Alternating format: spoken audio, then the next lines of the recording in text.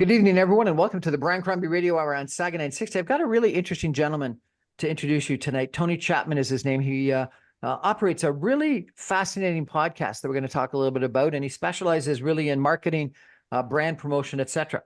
Tony Chapman was inducted into the Marketing Hall of Legends and the Canadian Advertising and PR Hall of Fame as a testament to a career that he built two internationally renowned advertising agencies and a research firm. 10 years ago, Tony sold his remaining interest to freely speak his mind in the media and at conferences around the world. Tony's delivered keynotes in China, Brazil, Poland, Scotland, Spain, Mexico, and across North America. Many of you probably know him from his podcast, Chatter That Matters, which is ranked in the top 0.5% of the most popular podcasts in the world. Each week, Tony shares a story of someone who has overcome circumstances to chase their dreams, and in doing so, change the world and ours for the better. He's had gold medalists, Oscar winners, Emmy winners, Grammy Award winners, and a New York Times bestseller, thought leaders, and people that you never heard of, but that inspire you. Tony, welcome to the show. That's quite my daughters think of me as a dork, an ATM machine, and a chauffeur. So somewhere between what they think of me and what you just read is probably lies the truth. Well, this Chatter That Matters I've listened to, it's quite good. Tell me, why did you launch it, and what are you trying to achieve?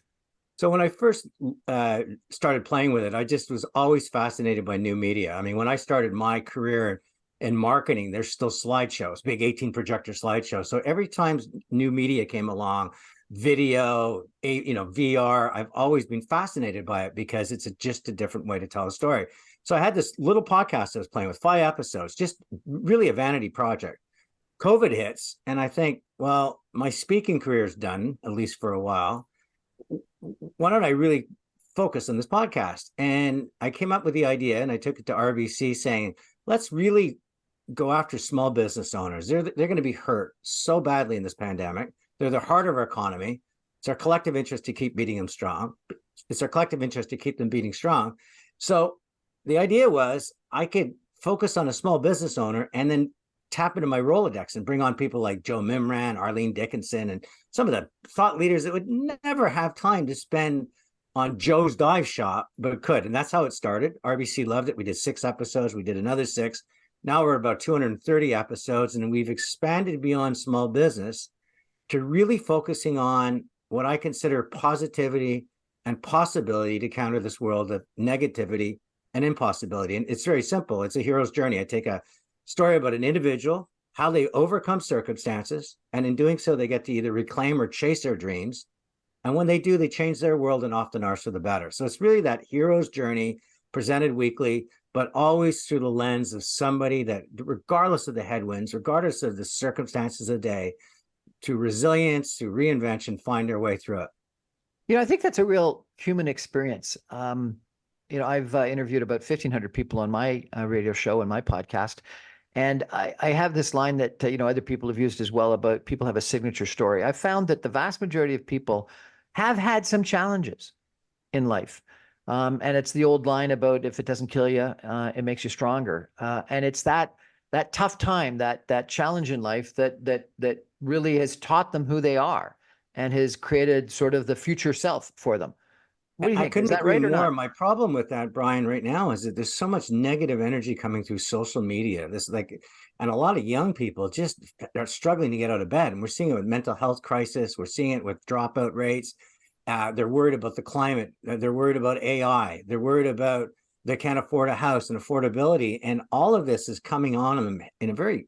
So I think it's so important now, not just through shows like yours and mine, but just our collective energy is to let people know we've battled through hard times before. We haven't done it through social media, but we've battled through hard times. And the people that really just put their feet forward have a much better chance of going after their destiny versus those that just sort of collapse and succumb to what they believe is just a wall they can't get through. Now, you've worked with some top brands and companies in the past. How did you do the sort of switch from brands to people? And tell me a little bit about some of those top brands and how they're relevant to the work that you're doing now. I've always been fascinated by one word, attention. And I think attention is the oxygen of almost all human endeavor. You can't parent, coach, mentor, market, sell, lead, collaborate, be a great friend without getting the attention of the people that matter most to you. And it's always been a challenge to get attention because the world's noisy, it's busy, there's always something new. Now my mobile phone's this magic wand. So when I started off in the early days, getting attention was all about shouting loud, doing these big advertising campaigns. It's like this drift net, Coke is it, choice of the new generation. We have the fastest fiber, and we just sort of hammered these messages to the consumer. Nowadays, it's very different. And nowadays, there's a couple of things that happen. Brands are struggling to get attention. More importantly, the individual wants to become the brand, and they want to be the ones that are saying, hey, I've got something that matters. I've got content that I've created.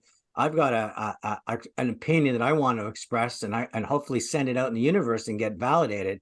So there's great parallels between brands and consumers, but it really comes down to, do you have what it takes to get to the attention of the people that matter most to you? So how do you get attention? The interesting thing is that very often people feel that when they have some swagger and they have something important to say, they're really the hero of the story. As I said earlier, open happiness when Budweiser, king of beers, or, Bell, we got the world's fastest network. And I find that really doesn't resonate anymore with the individual. That the way to get someone's attention, whether you're an individual or a brand, is to help them get to where they want to go.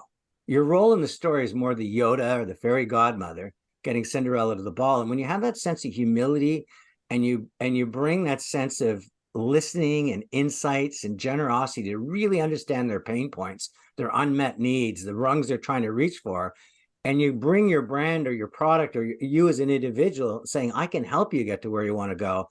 To me, that's attention grabbing. And that is really the future of building any brand, individual or product or service. So are you saying the hero's not Luke Skywalker, it's Yoda? Absolutely. Yoda, Luke Skywalker gets to defeat the evil empire only if Yoda helps him do it.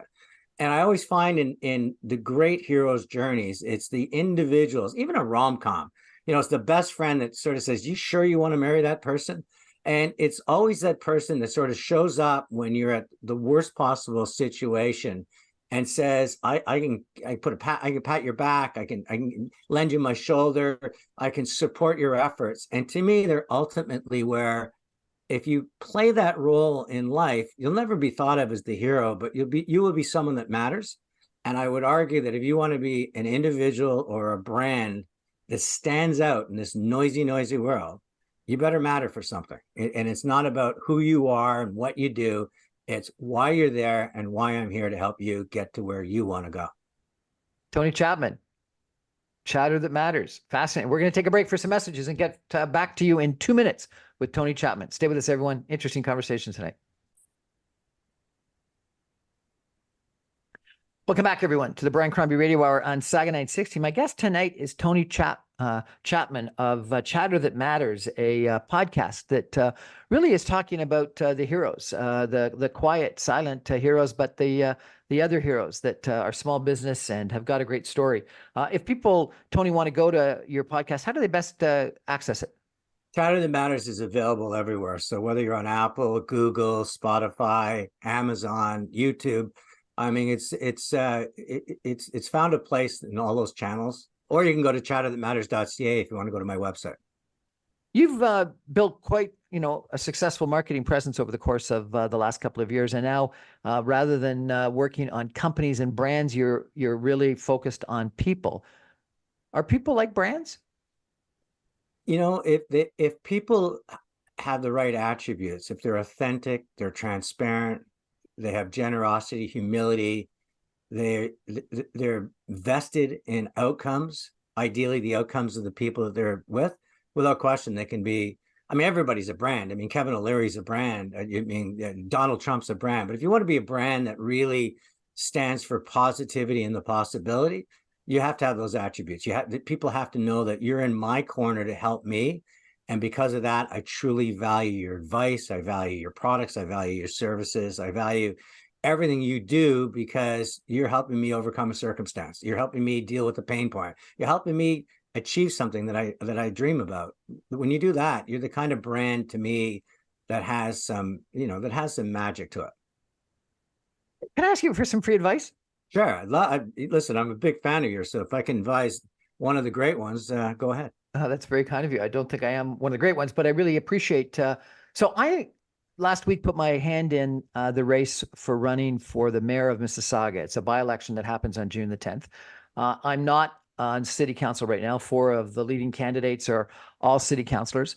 But I've got a really relevant background. I've been involved in politics in Mississauga for the last 24 years that I've lived here, usually from behind the scenes rather than in the front of the scenes. I was chair of the Mississauga City Summit for 7 years. I was president of the Mississauga Arts Council. I've been doing a doctorate in business, talking about economic development. I've been involved in development. And I really think that the city has got a bunch of crises right now. How do I create a brand that's going to resonate such that I just interviewed a gentleman just before you came on that specializes in zoning and building, and he said that we have a broken municipal democracy because turnout is so low that people just don't care, and so therefore politicians end up doing not what's right for the community, but actually is just what they need to do to get elected by the small number of people that show up at the polls. So, given all that circumstance, how do you create a brand? Well, let's take that from the top down. First of all, I agree that democracy is broken, and I think it's a combination of turnout. But equally important is I think we lack voter literacy. We're not financially literate. We don't understand the long game. So we're almost like, kids in a grocery cart looking at the cereal box and realizing there's a free prize inside, and we're gravitating to ours. Second thing is voters, because we haven't really become informed and understand policy in the long-term game, very often the incumbent wins. I know that name. So if I'm going to go out and vote, I might as well vote for that person. We just had that happen in Toronto. Olivia Chow was a well-known name, and she got elected, not necessarily through her policy. Nobody expected a 10% property tax increase through her, but that's the reality of just you're voting by name. If I was you, Brian, the first thing you've got is you can change the criteria by which the voter votes. 4 people on council that are all there. My first question I would ask the voters is the city of Mississauga working well for you? So you want to first of all, it could be a choice between any one of those 4 and yourself. So when I was in the advertising world and I was competing against 9 or 10 agencies, some of them incumbents, I'd always change the criteria by which the buyer buys. I would ask myself, their pain point, are they happy with where the city is today? Do they feel that progress is being made? Do they feel that the right policies are in place, or is the same old, same old? That's the first question I would ask, because if you can get them to feel that way, your choice is very different than the people that have created that situation, that circumstance. Second thing you go is to say is, in my knapsack, I'm not coming in just through the lens of a council who's just trying to get elected. I'm coming in, and in my knapsack, I want to tell you about my experiences. I want to talk to you about what I've done behind the scenes. I want to talk to you about making payroll, understanding the value of tax dollars. I want to tell you that I don't believe our way going forward is to tax our way to prosperity. It's to earn our way there. And then the other thing I would talk about is it time for Mississauga to start standing up and saying, is it possible we could become the city in Ontario? When you look at what's happening in Toronto, and who would ever thought it's too big to fill, but that city is not succeeding right now. Is Mississauga, with remote working, with everything we offer as a city, with our access to the triangle, our airport, everything that's going around our world right now, should we be thinking about Mississauga as not the city that's adjacent to Toronto, but the city that everybody else wants to look at in terms of that's how the municipality should be work. It's got a vibrant main streets. It's got energy. It's got diversity. It's affordability. It's got where people want to live and work and play together. Is that the kind of city we want to build? So it's a combination of positioning yourself as I'm not them and you're not happy with them. And then I've got a much bigger vision for it. And then and I also say to you, is like, I'm not going to promise you 10 things. There's 3 things I'm going to work on in my term.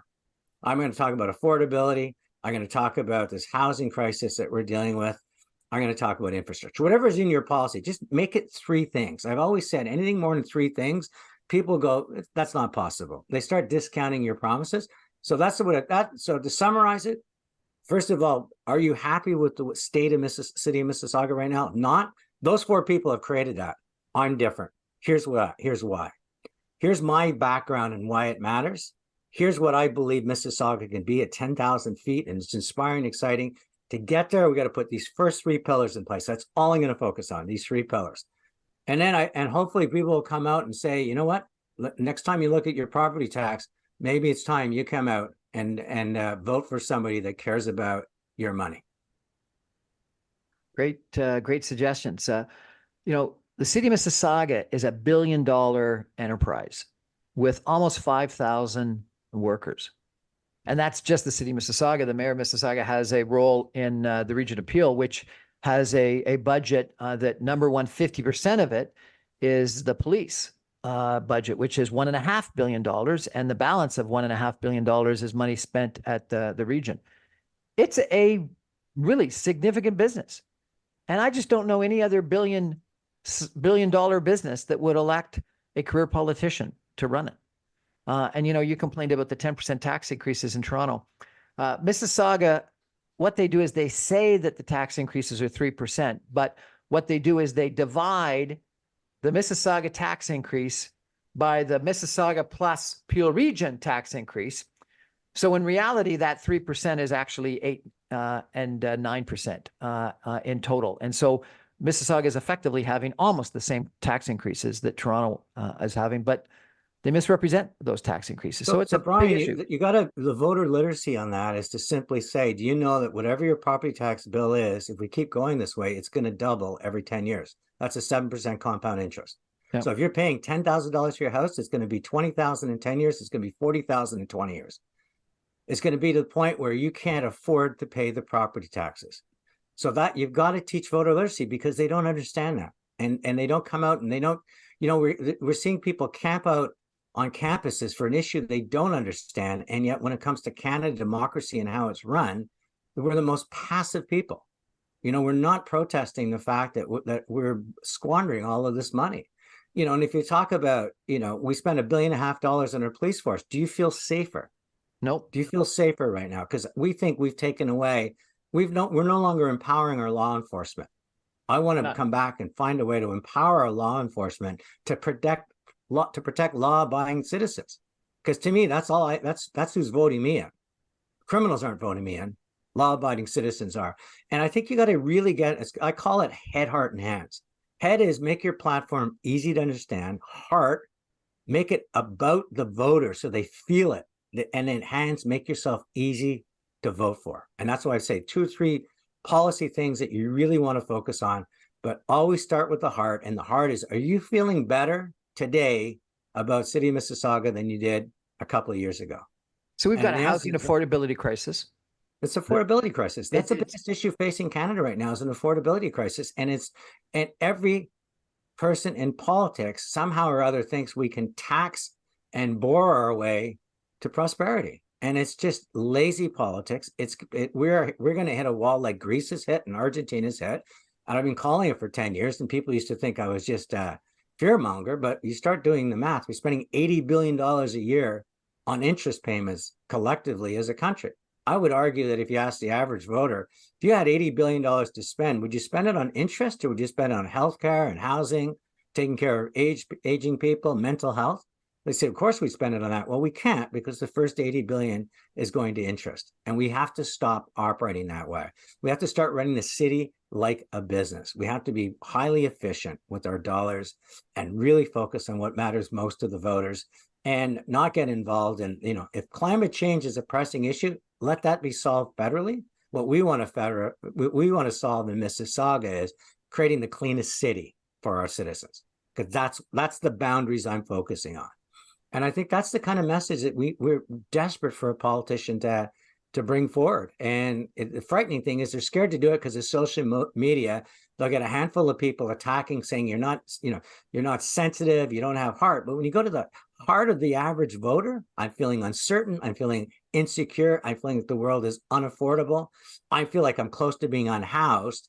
And if you could take the out of those things, you've got yourself a campaign. How do you do that when you don't have, media? Mississauga, there's 4 national newspapers in Toronto. There's not one. All the local newspapers are gone. How do you do that? You've got to take advantage of your network. You've built a beautiful network through your life. You got to give little sound bites out there that they can share and rally. It's a tough position to be in, because I question, is democracy still a relevant institution in this country because of the lack of voter turnout, how easy we are manipulated by foreign interference, how politicians are no longer for the people, but they're for the party and for their own purse. Is it possible, or are we starting to think that maybe a benevolent dictatorship like Singapore that runs a country like there's a CEO in charge and prioritizes and makes long-term bets is, and of course we're not going to head that way, but if the case is, and we need leaders within our democratic institution that think that way. Well, if you And take a that look means at how many people in the United States are willing to vote for a dictator, it's people are. Trump, the whole thing that's happening in the States is all brought on by social media that's herding us into camps. I love all the people here because we digest like-minded content. We validate each other. Our confirmation biases get welded on, and I hate everybody over there. And there's nobody in the middle ground anymore. The middle ground has become this moat between us. That's social media. They make their money doing that, right? You got to come out with positivity. The world is desperate for somebody that's going to tell a positive story. And listen, we know what people will do to get elected. They'll present anything and everything. But I think it's the honest truth, but it's getting the attention. And it's tough because you got to make yourself matter to the average voter. I would just get everybody to look at their property tax bill and go, that's going to double in 7 years if you keep electing these people. That's math. Right? That's a compounded interest, actually 10 years at 7%. So 8%, probably next 9 years, your property tax is going to double, and it'll double again, and it'll double again until your property tax is more every year than your house is worth. Well, how's that possible? Because you continue to elect council people that think nothing about a 7% increase in taxes. It's use the frog boiling in water, and that temperature is getting hotter and hotter. And that frog that thought he was in a warm bath. You into how large or how not large the tax increase is, when it's actually substantially more than it actually is. It's a shame what's going on in reality. It is, and housing affordability. No one in Mississauga, unless you're really, really wealthy, can expect their kids are going to be able to buy a house in Mississauga.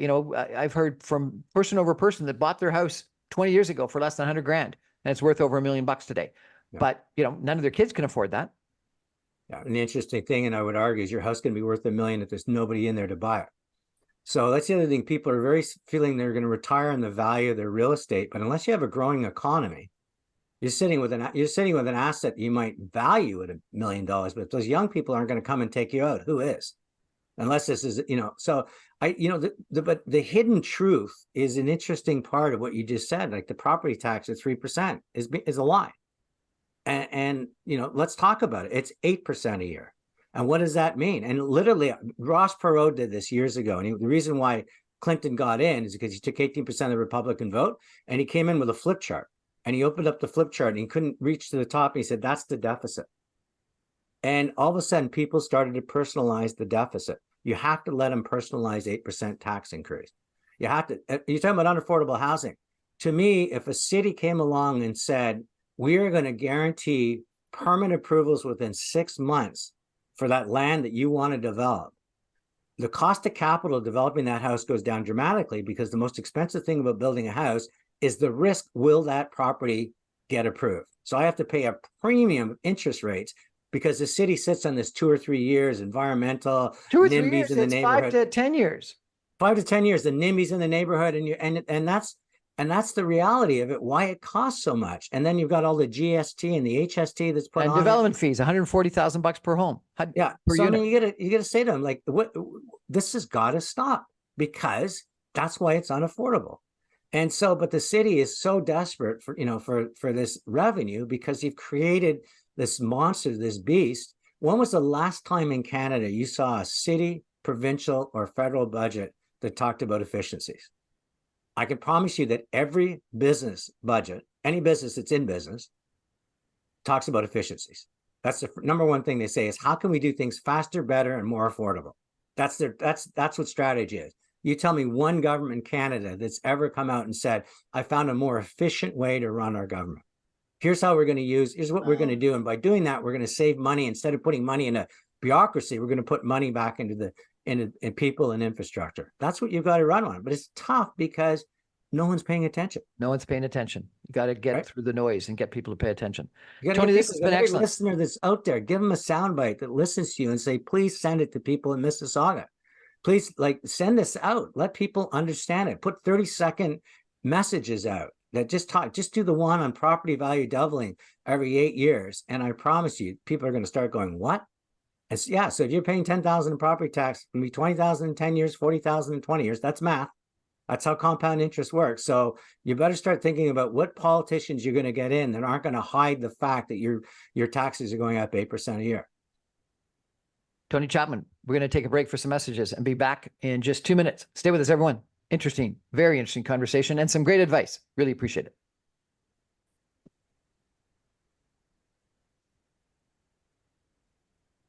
Welcome back, everyone, to the Brian Crombie Radio Hour on Saturday Night 60. My guest tonight is Tony Chapman. He has a podcast called Chatter That Matters that airs on a fairly regular basis. Where can people go to get it, Tony? You can get Chatter That Matters wherever you get your podcast. It's distributed around the world. Very proud to say it's in the top 0.5% most popular worldwide. Not because of me, because I have the honor to share stories of people that, I mean, famous people, but some of my best stories are people you've never heard of. But I promise you the stories will inspire you.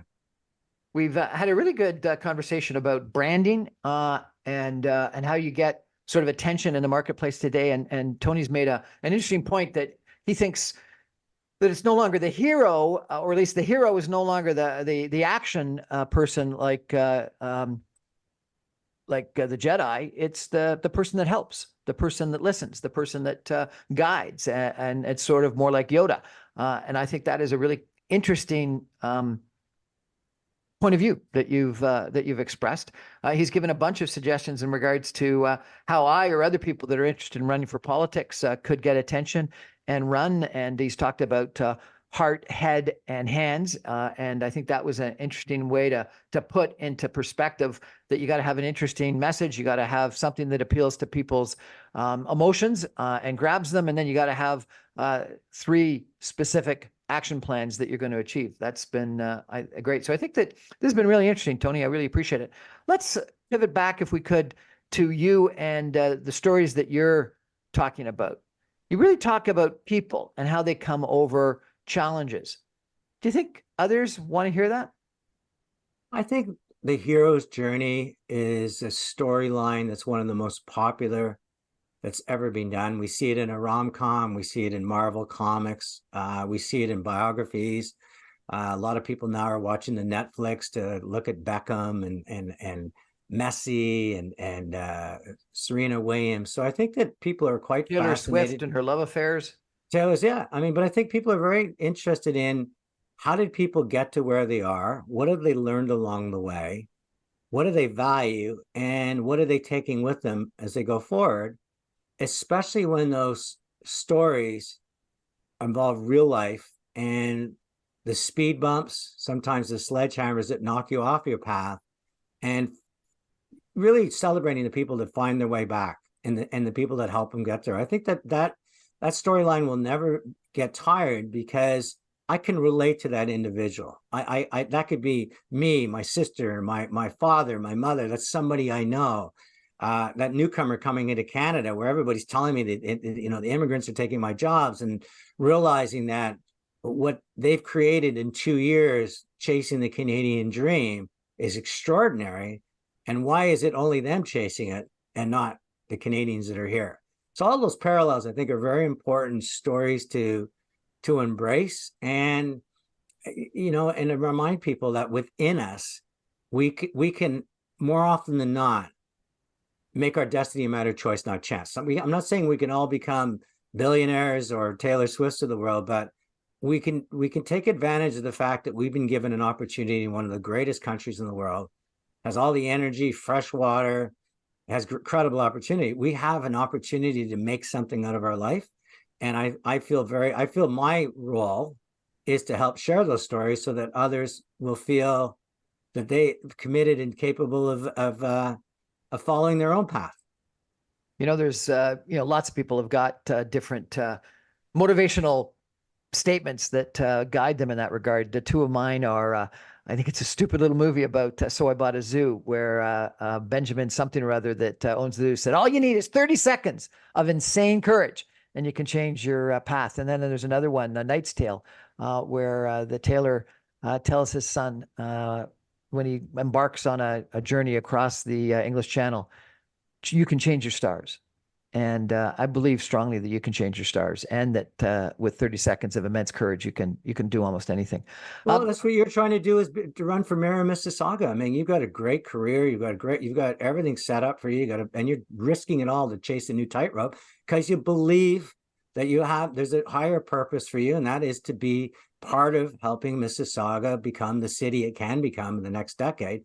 It's no different. I mean, you're doing exactly what inspired you with those other stories, and you're testament to the fact that people will respond to that kind of inspiration and motivation because it's real and it's not fabricated, it's not CGI, it's not some TikTok video.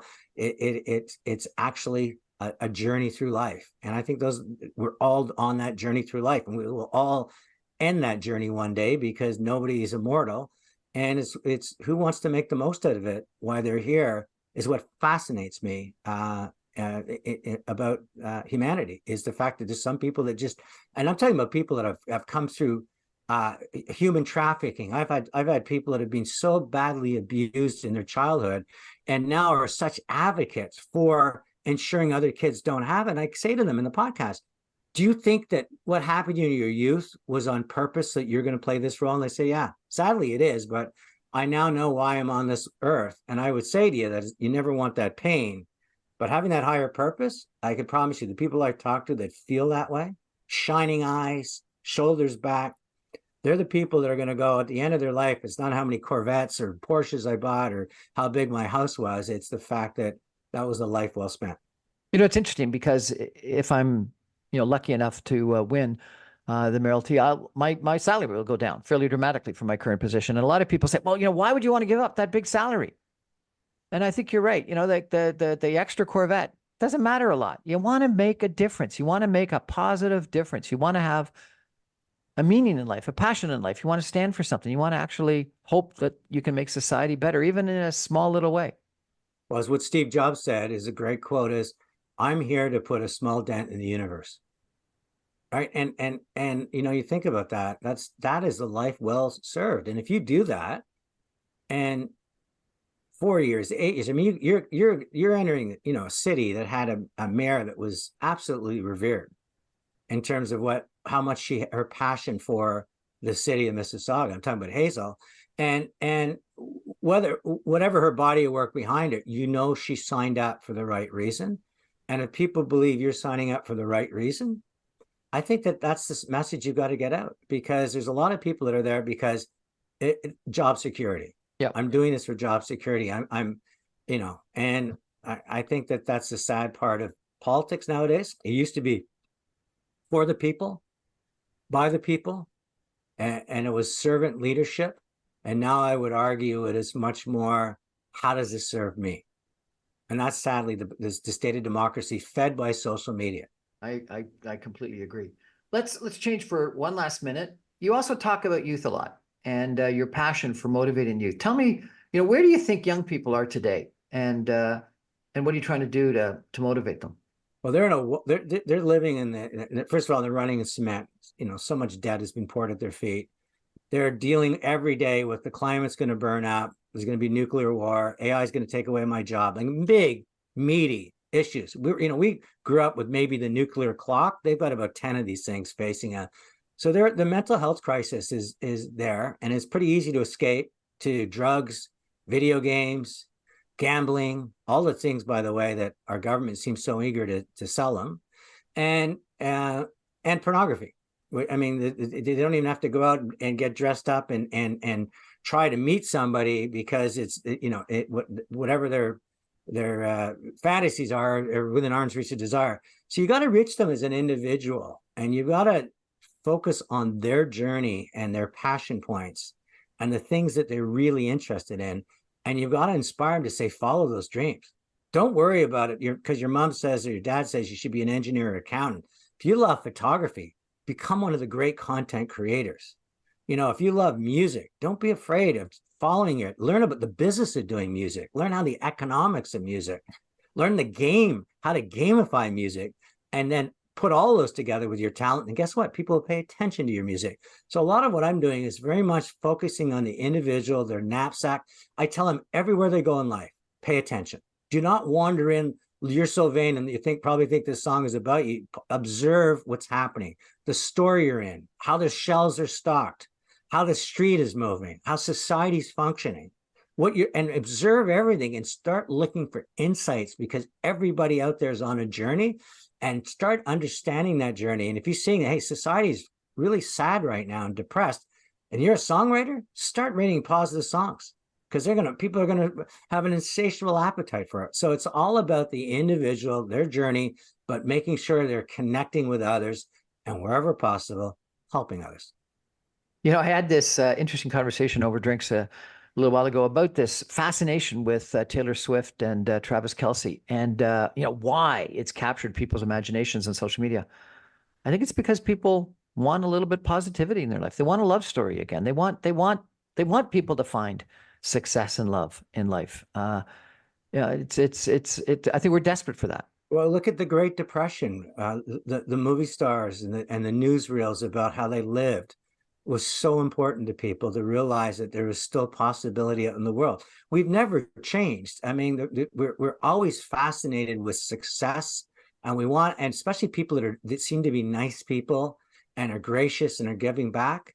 I mean, the Kardashians of the world, I mean, that's just, that's snackable. It's like going to a buffet and you're hungry a half an hour later. But when you find people that have really got a lot of positivity, that have done something great, it's why people still listen to a lot of Steve Jobs videos on YouTube. And he as a leader, he was a horrible person to work with.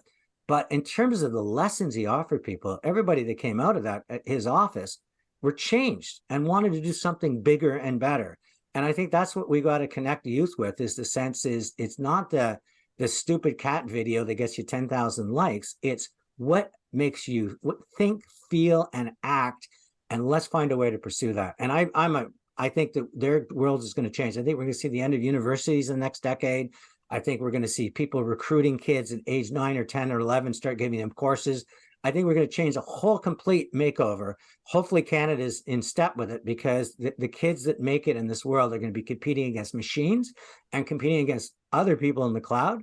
And you better be competing with a lot of passion, because if not, you're just going to be transaction, and you will be, AI will take away your job unless you have the purpose and passion to use AI to enhance your job. Tony, this has been great. Tell us, what else are you up to? What's next for Tony Chapman? I'm doing a lot of speaking. I'm back on, and I'm doing a lot of work, really working with some really young people, and we're trying to get involved with more youth and just showing intergenerationally. So I'm on stage with somebody that's 25 years old, Jesse Jones, a cultural anthropologist, and I want the audience to realize it has nothing to do about age or generation. That has everything to do with how your heart beats, how your eyes shine, and going after things. And I want to I want to make sure that why I still have energy and I can still get on stage and light up an audience, that I spend a lot of time doing some great pro bono work in schools and stuff to let these kids know that don't collapse under the weight of negativity. If 90% of your classmates feel that way and you're the other 10%, you've got hardly any competition. Go after it. And that's what I want to focus on. Tony Chapman, thank you so much for joining us. Really appreciate it. And anytime you want to come out to Mississauga, I'm buying you dinner, buddy. All right, buddy. I appreciate it. Good luck. And I'll let everybody I know in Mississauga to get their ass out and go and make sure they cast a ballot for you. Appreciate it. Okay. That's our show with Tony Chapman. I'm going to come back in 2 minutes with a couple of concluding comments, because I think that Tony's got a lot of kernels of real truth in what he's been saying, and I want to put it in applicability to what's going on in Mississauga today. Stay with us. Back in 2 minutes. Tony Chapman, Chatter That Matters podcast. Thanks so much. Perfect.